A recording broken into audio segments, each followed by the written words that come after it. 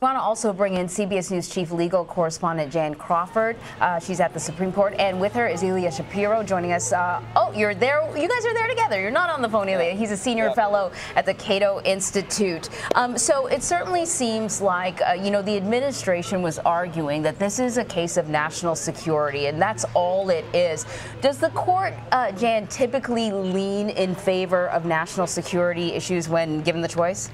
Well, sure. I mean, historically, and that was one of the big issues in this case. I mean, presidents get great deference from the courts. Courts and judges, they don't know, and feel like they should be second-guessing a president's national security decisions. And that was always kind of the rub in this case, was the Supreme Court going to treat President Trump any differently than if he had been, President Bush or Clinton or Obama, who typically would have gotten that deference and probably wouldn't have had any problem in the lower courts with a ban like this if they had tried it. So the court today, I think, really makes clear, in this case at least, that they are right now going to treat President Trump like everyone else. And I don't think this decision is a surprise. The Supreme Court back in December allowed this travel ban to take effect, which I think was a signal, while the appeals played out, which was a signal that they were going to say, after 3 tries, the president had gotten a travel ban that would pass constitutional scrutiny. A tremendous victory for the president, of course. I mean, he had lost at nearly every turn in the lower courts,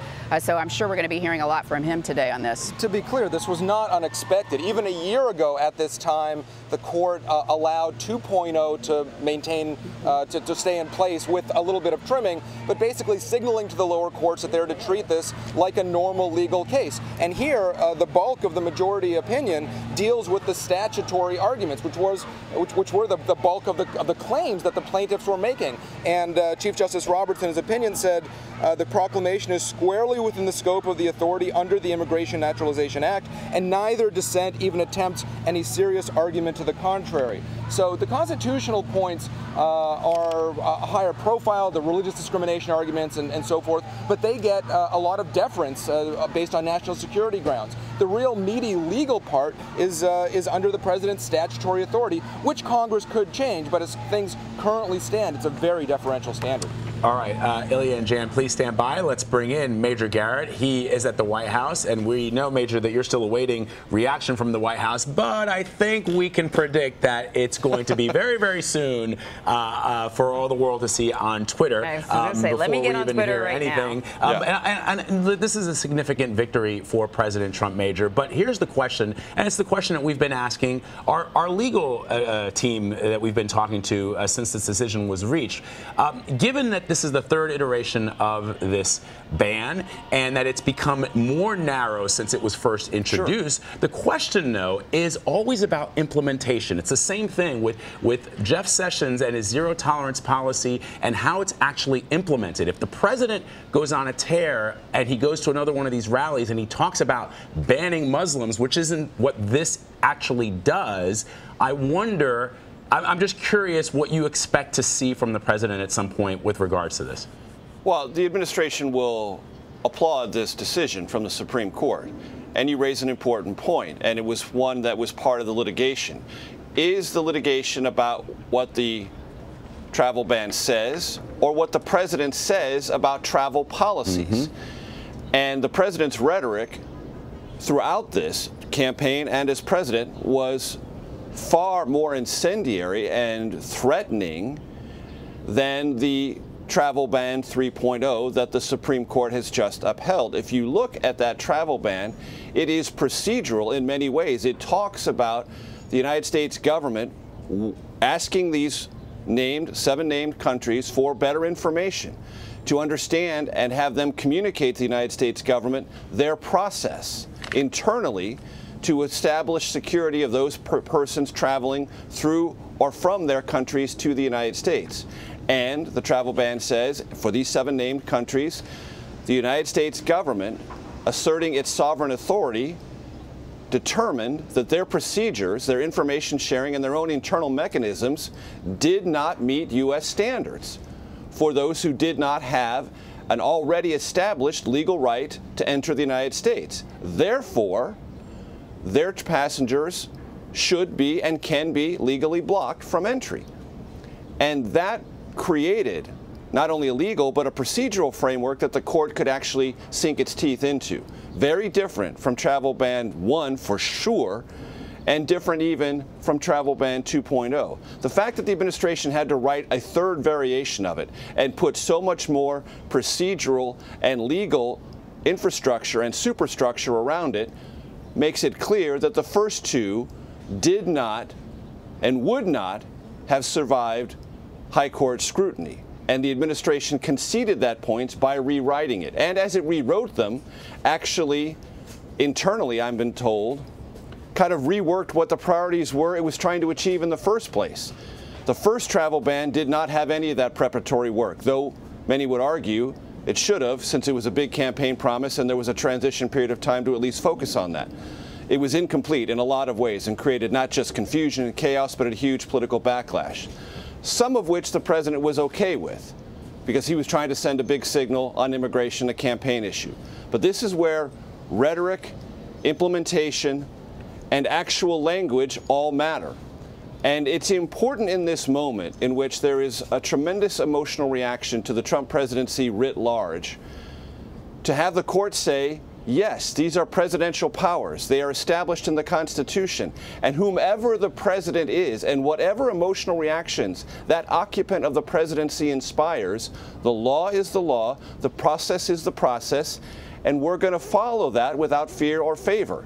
That's an important institutional moment in the terms of this presidency, it seems to me. And the court, quite as it has in the past, calmly and judicially asserted that long-standing role. It's a good thing to point out, Major, because as Jan pointed out, you know, the court was split along philosophical lines, and people could interpret that there was favoritism for or against the Trump administration based on that. But I want to, Major, stand by, because I want to flip back to Ilya and Jan and ask you guys, does this mean that this issue is completely put to bed, or are there other legal challenges in the pipeline?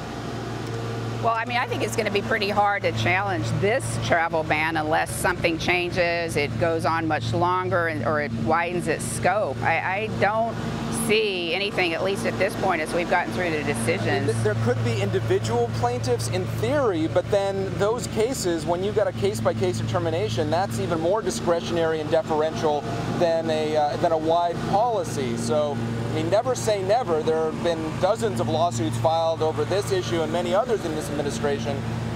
But until and unless this policy changes, I think we're done. Yeah, and I mean, I'm sorry. Of course, you know, we have the lawnmower getting the Supreme Court all spiffed up for the summer. But, you know, when you think about where we are now, and kind of picking up on Major's point, this decision today, I mean, this is about a much more targeted travel ban than the president had initially tried to put out there that caused chaos at airports worldwide. And even during the arguments, the justices recognized that. And I don't know if you can hear, but the justices... He's telling us to cut to the chase, I think. I think we need to go back to Major. But I mean, in the arguments themselves, the justices were signaling that there was ample evidence of why this might be reasonable and rational for the administration to target these countries because of the security measures and the detail that they had kind of come forward with fact-finding on why this ban was necessary. That was very different than the first ban. I wonder if it's Sorry, go ahead, Ilya. To put this into broader context, there are a lot of fights about immigration law and policy under this administration. Obviously, the last couple of weeks we've been consumed with separating families at the border and whatnot. This particular policy, the Travel Ban 3.0, is symbolically important, but by the time it got done tailoring and other legal amendments to it, including by the Supreme Court, it doesn't affect, at the end of the day, that many people, or as many as other legislative and executive policy choices that are being made as we speak. I think, you know, usually the lawn guy's behind Major. Yeah. And Major right now is probably finally someone else gets it. You're probably going to jinx it. I just want to make sure everyone understands. I did not send them over. Send them over to the Supreme Court.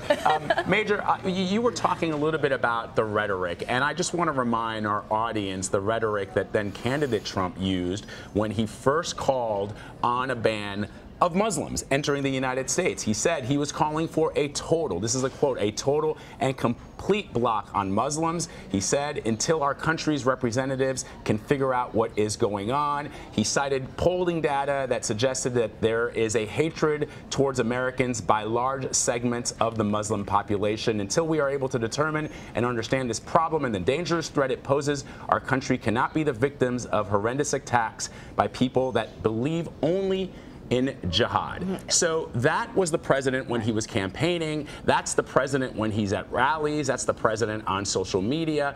We know that the White House and the press secretary and others have come back and they've tried to clean that language up when talking about what this ban actually means. I guess the question going forward is, what are we going to see as far as rhetoric from the president?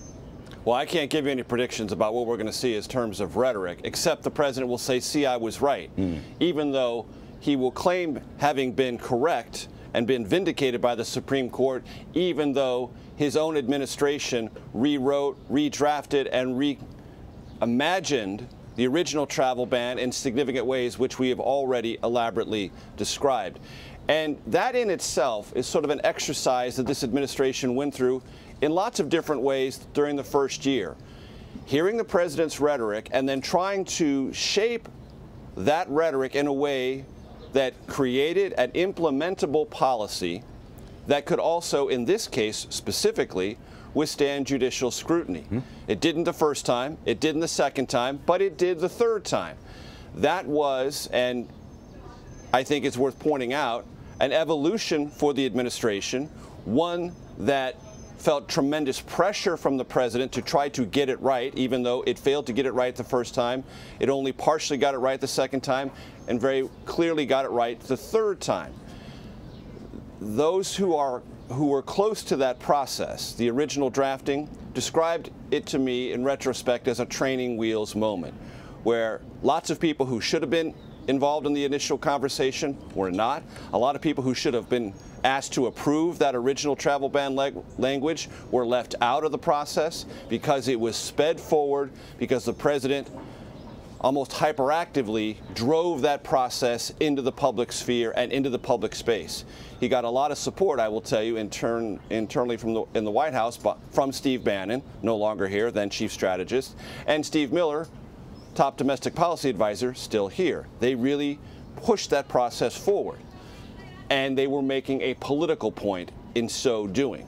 That political point did generate controversy, confusion, and a lot of other things. Remember, the then acting Attorney General of the United States, Sally Yates, was fired because she wouldn't implement the original travel ban, because she determined, and many Justice Department lawyers at that time agreed, that it was, in its original form, unimplementable. You couldn't do it and conform to U.S. law.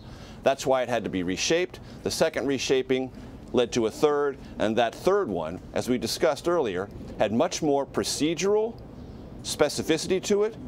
It had a much more direct country-to-country, person-to-person, process-to-process language that the court could evaluate and judge on its merits in consistency with existing U.S. immigration law, and therefore was upheld.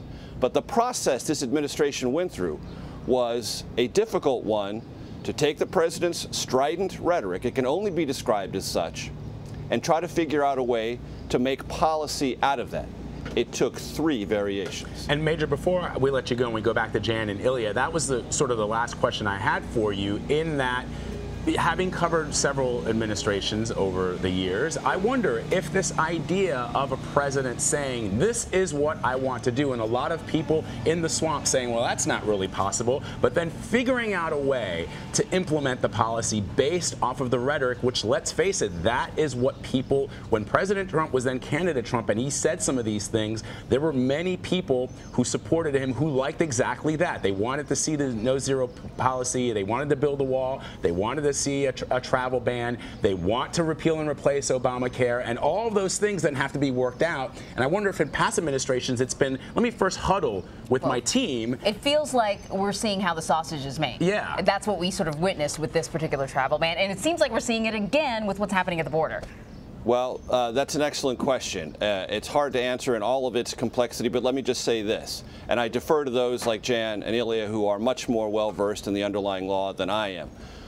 One thing that is interesting about covering this president and covering Donald Trump is his rhetoric is way up here, but sometimes what happens is the sausage is made is something that is, if not agreeable to Democrats or independents, in some respects garden variety conservative Republican orthodoxy. Trade is not in that, but I can fully see this third variation of the travel ban having been propounded by a President Jeb Bush, had there been one, a President Marco Rubio, had there been one, a President Lindsey Graham, who had there been one, a President Ted Cruz, a President John Kasich, all of whom ran and lost against candidate Donald Trump in 2016.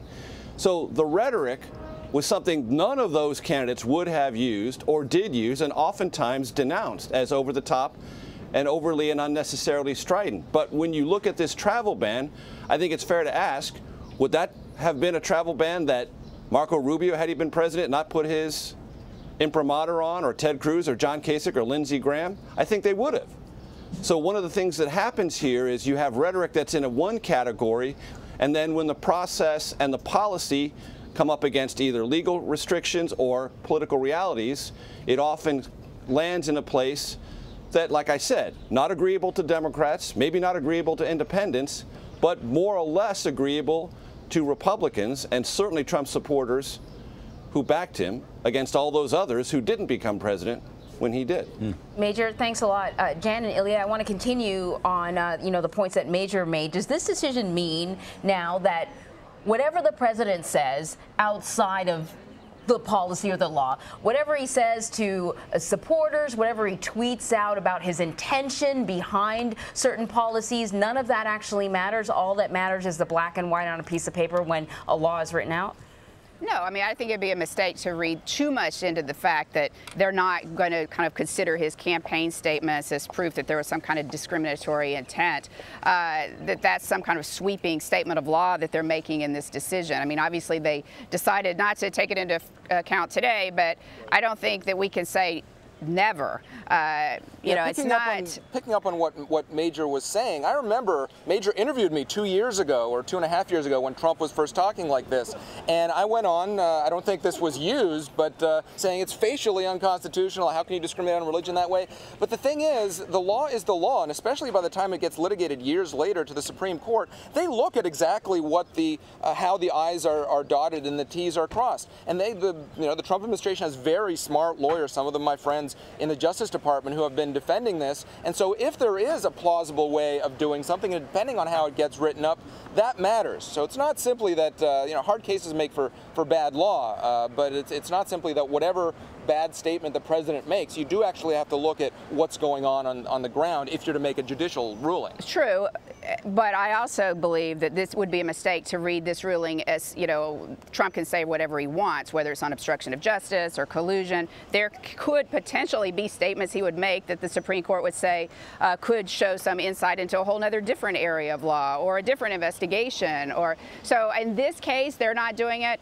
They're not looking at his campaign statements as the challengers of the travel ban had hoped and argued that they should, as the lower courts did. But the next case, a next issue, different kind of statements, a Russia investigation, whatever the president might be talking about, is a different case. Right. Different statutes work different ways.